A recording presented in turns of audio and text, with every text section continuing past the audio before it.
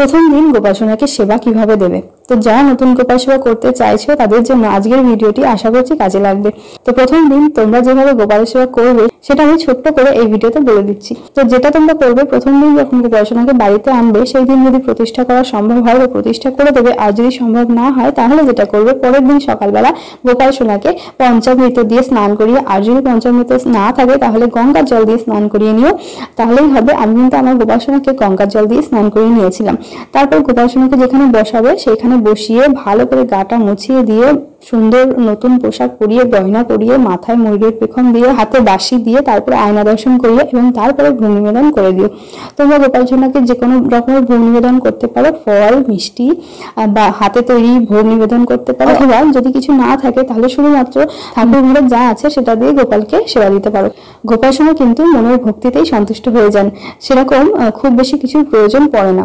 তো যাই হোক, এভাবে সেবা দেওয়ার পর তারপরে গোপালসোনাকে আরতি করার পর একটুখানি নিজে হাতে খাইয়ে দেবে এবং অবশ্যই হাতের বাঁশিটা নামিয়ে রেখো। তারপরে নিবেদন করার পর কিছুক্ষণের জন্য বাইরে যাব 5-10 মিনিটের জন্য, তারপরে ফিরে এসে একটুখানি জল খাইয়ে হাতের বাঁশিটা দিয়ে দেবো, মুখ হাতটা একটু মুছে দেবো।